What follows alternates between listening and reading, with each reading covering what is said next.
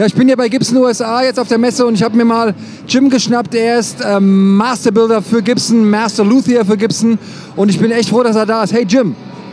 Hello, very nice to meet you. Nice to have you here. So you're for Gibson USA and you're building guitars or you're planning guitars? Yes, I help in product development and developing new models. Yeah. So I'll work with our team. We'll develop new models, sometimes working with artists, sometimes working with some of our marketing folks and dealers, determining what models we want to take into manufacturing. Okay, so what did you bring here for the Musikmesse? We brought a lot of great stuff. Right here we have the Frank Zappa Roxy SG. This was recreated from Frank's original Roxy SG that he used on the Roxy Live and Elsewhere album from the 1973 period. So I met with Dweezil and Frank's widow Gail and respect his original guitar as it is today. And we got all the specifics from the neck shape, the finish, the pickups and electronics, vibrato, all the fret wire, and tried to recreate it as closely as we could to his original guitar. Also Jim hat hier sehr, sehr viel mit Frank Zappas Familie zusammengearbeitet und hat praktisch die alte SG neu aufgelegt und die ist natürlich sehr, sehr stark modifiziert, aber es ist ein richtiges Signaturmodell aus den Mitte der 60er. So it's built in the mid-60s, right? Yes, it's a mid-60s SG. It started out as an SG Special, which would have had the dot inlay and 2P90 pickups. His also, I looked at numerous pictures that Dweezil had, and over the years, it started out with the 2P90s and a wraparound bridge with the short tailpiece, the short vibrato tailpiece. Later on, he added a tune-o-matic and a stop bar tailpiece, and then ultimately it ended up with the lyre tailpiece with the Epiphone-style arm. Along the way, he added humbucking pickups and a coil split for both pickups and a phase switch for the pickups. In recreating this, we started out with our 57 classics, and along the way, we compared them to his original guitar and found out he would have replaced them with period pickups from the probably the late 60s, which would have had Alnico 5 magnets. So in that, we developed the 67 classic pickups. So they're similar to the 57 classics, but they're using Alnico 5 magnets. So it has a little bit more of an articulate response, a little bit more touch sensitivity from the increased magnetic field. It's still not a super strong magnetic field like ceramics, but it's a little bit higher than Alnico 2s. Also man merkt schon, er ist ein echter Gitarrenbauer. Er erzählt sehr viel über die ganzen Pickups und wie er die Gitarre entwickelt hat. Man muss echt darauf aufpassen, wenn man so ein Signaturmodell baut, dass man natürlich auch authentisch bleibt. Das ist im Grunde eine Deluxe mit 2 P90s, normalerweise mit Wraparound. So we had a Wraparound before on it? Originally it had wraparound. Ja, also es war ein Wraparound, jetzt ist halt ein Maestro, so it's a Maestro, right? The Maestro. Yeah. Jetzt ist das Maestro drauf und da die richtigen Pickups, dann haben wir hier einen Phase Shift und einen Split Coil und die ganzen Geschichten, wie das halt in den 70er Jahren war. Okay, so great work. So it's very authentic to his original guitar. Yes, it is. Dweezil has actually taken it out on tour and has road tested a couple of the prototypes and compared it to his original, and he's very pleased and very proud that we're able to recreate it. He feels that's one of the most iconic guitars associated with his dad, Frank. Yeah, okay. So why is it named Roxy? Roxy this guitar was used at the Frank Zappa Roxy Live and Elsewhere album. So since it was so attached to that period, that's why we decided to call it that model. A lot of people over the years referred to the SG as the Roxy SG because he was pictured with it and just really associated with it. Okay, jetzt haben wir eine ganz geile Gitarre hier, eine Flying V. Und wer steht für eine Flying V? Natürlich Rudolf Schenker von den Scorpions. Ja? So, I mean, this is Rudolf Schenker guitar? Yes, this is the Rudolf Schenker Signature V. We met with Rudolf and spec'd out his most favorite iconic Flying V that he's had for many, many years, and we recreated it as closely as possible. A lot of details that were more subtle but important to him were, for instance, the height of the mounting rings. He didn't want the mounting rings too low. They had to be higher so the pickups were more protected. The pickguard we spent a lot of time on. His original one was actually painted on the pickguard material, and it would flake and chip after time. So we're using this dye sublimation process on a material that's actually dyeing the color into the material. Yeah. So it's not going to flake and chip. So it's part of that pickguard material. And then, of course... But the original was painted, right? Yeah, the original was lacquered. Yeah. But over the years, we've made him some prototypes that used a similar process to this. So he has tested this and used this type of finish for probably 10 years now. Okay. Also was sagt, das Original war natürlich angemalt, das heißt das Schlagbrett war natürlich in weiß und schwarz gemalt. Hier ist es so, dass das Material total durchgängig schwarz ist und durchgängig weiß ist, damit es nicht abblättert, ja, okay? So, you have been involved to the process, to that guitar? Yes, yes. Sure. We work with him, and there's a group of us in product development that, we had some of his folks here in Germany that, provided some specs to get the original prototypes going. We made a few prototypes, and then I took one out to him on the road, and then I took some more notes, and we made some more adjustments and a few more prototypes to arrive at the design, at how he likes it. Yeah. Some other details that we did was the neck joint we had to do from the 70s period, which has a riser under the fingerboard, so it's elevated higher off the body. Currently, or prior to that, we were using a neck joint that was more flush to the body and with more pitch, but he was used to that and preferred that method, so we had to go recreate that.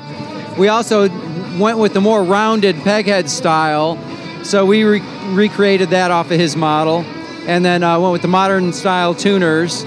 And then we're also using a Grenadillo fingerboard, which is a South American rosewood that's a little bit harder than conventional rosewoods. It's in terms of hardness, it's in between a conventional rosewood and ebony. Yeah. So it gives a little bit brighter feel, or a brighter sound, and a little bit smoother feel because it's a little bit tighter grained. Okay. Also hier ist es auch so, dass es natürlich darum geht, praktisch ein authentisches Signaturmodell zu bauen. Das geht da los, dass die Pickup-Rahmen eine gewisse Höhe haben. Das geht da los, dass der Hals hier weiter rauskommt, dass eine bestimmte Sorte Rosewood verwendet wird, dass sogar oben der Headstock in einer bestimmten Form ist. Also das ist natürlich super wichtig, wenn es um eine Signaturgitarre geht. So what year was the base model to that one here? 76 or 70? Yeah, I believe his original one was 74. 74, okay. Yeah. Also es war eine echte 74er. We also have 57 classic humbucking pickups in it, uncovered. He's been using those for many years now, and that's his favorite pickup. Okay, was er hier in den Händen hat, ist was ganz Geiles. Das ist nämlich die neue Gary Moore Signatur Les Paul. Und ich meine, Gary Moore ist einer der großartigsten Gitarristen überhaupt. Leider ist er ja tot. Ja? Und es gibt jetzt wirklich ein Signaturmodell, auch nochmal von Gibson USA. So, what we have here is the Gary Moore Signature Les Paul. Yes, it is. It's the latest Gary Moore model we've done. We worked very closely with his estate to bring this guitar out. We wanted to get it out and kind of memorialize him, on the anniversary of his passing. So there was a model before with another body size? Yeah, we had another model previously, and it was based more off of the studio platform. So what we've done with this, we have the standard, thicker profile, no binding, Burstbucker Pro pickups. The neck pickup is reversed, which we can explain later. Rosewood fingerboard with the 50s rounded neck profile. So it's a bit beefier, more vintage style. And then, his unique knob arrangements, with the insert knobs and the top hats. Okay. So was there any problems to get the name for the guitar from the family, or was it okay? No, they were on board with it. We worked very closely with them, but they were definitely involved in all the specifics. They wanted to make sure the quality of the top was just so, and all the hardware and everything had to be in accordance to their wishes. They wanted to really make sure that it was something he himself would be proud of. Okay. Das ist ja nicht so einfach, wenn man eine Gitarre für jemanden macht, der eigentlich schon tot ist. Dann muss man sich ja mit der Familie auseinandersetzen und so, aber die scheinen ganz kooperativ zu sein, und es geht halt darum, dass die Spezifikationen alle stimmen und so weiter. Okay, so we have a flipped front pickup here. For what reason? Gary had one of Peter Green's old, iconic Les Pauls that he had reversed the pickup on. And so he did that, because it became kind of legendary. It imparts a unique tone because with a humbucking configuration, you have a row of screw coils and a row of slug coils. And the slug coils, being a bigger piece of metal, are the more predominant of the two coils. So by reversing it, it accentuates the lower frequencies and gives you a deeper tonality. And then when you're combined, it kind of affects the tonality again, the way they interact with the bridge pickup. So it's not just for aesthetics, but for tonal reasons. Okay. Also was er gesagt hat, ist, dass natürlich jeder Humbucker hat eine Schraubenseite und die andere Seite. Und die andere Seite ist aber viel, viel stärker und dominanter im Ton, weil sie dickere Pole-Pieces hat. Das heißt, wenn man die Seite Richtung Hals dreht, dann wird der Pickup fetter. Wenn man die Schraubenseite Richtung Hals dreht, wird die Gitarre ein bisschen klarer. Und das hat halt Peter Green gemacht. Und dann macht es natürlich auch Gary Moore, weil der hat ja sowieso auch seine 59er gespielt. Also schon ein sehr, sehr authentisches Modell. I mean, what I see here, it's a very nice maple top here. Yes, we had to use a select AA maple top.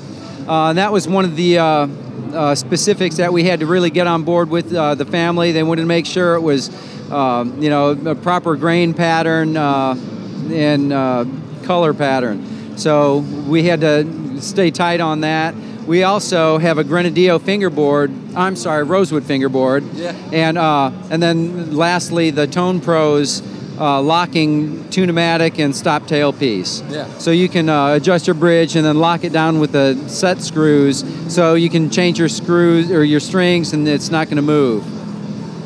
Also adds to sustain because everything is locked down and solid. Der Gibson macht natürlich nicht immer nur diesen ganzen Vintage-Kram, sondern auch Sachen, die sehr, sehr innovativ sind. Und jetzt haben wir hier eine Gitarre, die sich selber stimmt. Ja? So, this guitar is tuning itself. Yes, our new MiniTune system, self-tuning. Self-tuning is only one of the benefits. Keeping it in tune is great, and everyone likes that and needs that, but it offers a lot more, which is the ability to store and call up multiple open and alternate tunings. So it comes supplied with 2 banks of 6 tunings that are preset. So that's 12 tunings that it's supplied with. Everything from standard to a half a step flat to open G, open E, open A, dad, gad, drop D, all sorts of tunings like that. And then you can create and save 6 of your own. So that's 18 total tunings that you can have at the push of a few buttons. Okay. So it reminds me a little bit of the Gibson robot system, but yes. it seems not that complicated. Right. It's basically the same system that we're using with the old robot system, just without everything else. You know, it's just all self-contained into one unit that's mounted directly on the back of the peg head. It's not invasive.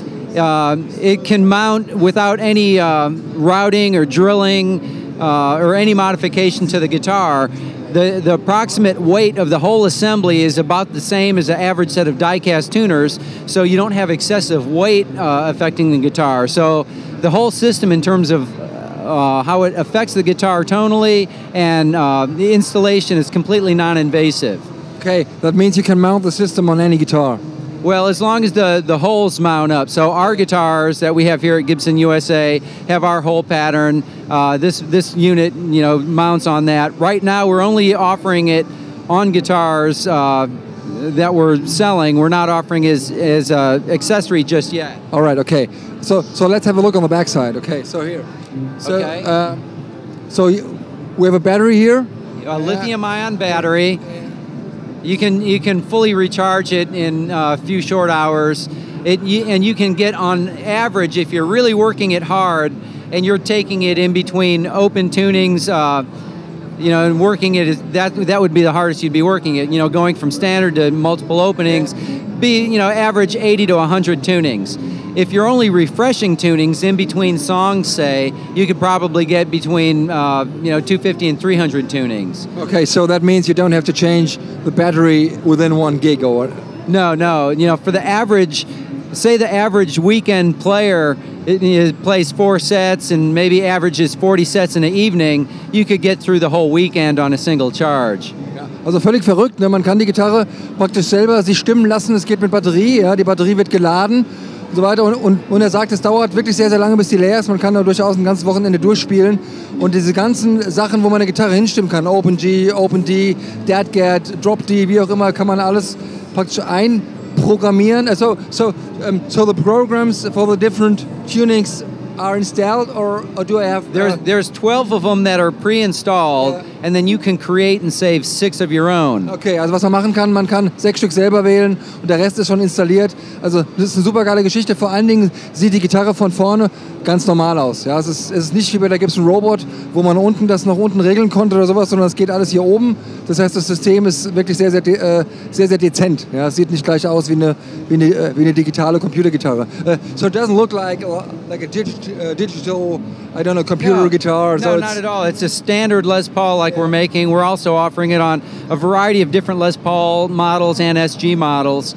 So the guitar itself is, just like the standard models that guitar players are used to, and that's what we wanted to do with this version of the MiniTune. Yeah. So you have everything that you're accustomed to in terms of features and tone, with the addition of the tuning and alternate tuning benefits. Okay. Also, the tuners are locking tuners, so your strings are locked in just like standard locking tuners, which is a big benefit. And then we also have a 40-to-1 gear ratio, so you can use the tuners as regular tuners. If you would want to fine-tune it, or for some reason you forgot to charge your battery and it went out on you. Okay, so what different models do you ship with that system? We're shipping it on the Tribute series, which is the 50s, 60s, 70s, and future Tribute, the Les Paul Signature Ts, and the Les Paul Studios. SG models include the SG Tributes and the SG Standards. Les Paul Standard? Not yet. I don't know. I mean, das System ist... I can't recall. I don't know. Okay. Das System wird praktisch geliefert mit der Les Paul Studio, mit der Traditional, mit der 70er, also mit diesen ganzen neuen Studiomodellen, auch mit den SGs. Also kann man hier jeweils wählen, ob man die Gitarre mit diesem System haben will oder ohne. Ja? So it's by choice, right? Yeah, pretty much. Well, we still have some models that we haven't offered it on yet, like the SGJs and LPJs, although in the future we're talking about possibly offering it on those as well. Hey, it's pretty fast. Yeah, we're having a contest actually this weekend. Who could beat the MiniTuner? And especially if you're going between open and alternate tunings, it's really hard to go through different tunings like that and be as accurate. And as you can see here, when they're green, they're in tune. When they're red, they're asking you to strike it one more time. And I'm kind of shaking here. Lastly, we have the B. Now we're in DAD. No, it's good, yeah. So that went from standard to DAD-GAD that quickly. And if we want to go back, then we just go back to E. Oops, I'm sorry. Press the button. Now it will go back in standard tuning. So it remembers where it left off in DAD-GAD, and then when you tell it to go back to standard, it automatically cycles through. And now, once I get that E, we're back in standard tuning right now. No. So that's very, very quick, as you can see. I don't think any average guitar player, even seasoned professional, can tune that quickly between tunings. Okay, da sind wir schon wieder am Ende. Haben es wirklich geschafft. Super geile Neuheiten von Gibson USA. Ich würde mal sagen, danke an Jim. Hey Jim, well, it's my pleasure. Thank you. My pleasure as well. Yeah. Very nice to meet you. Have you been to Germany before? Yes, I've been here at the Musikmesse a few times before. I love it here. Yeah. You like our country? Yes, I do. Yes, I do. Okay. So say hello. Hello. Hello, everybody.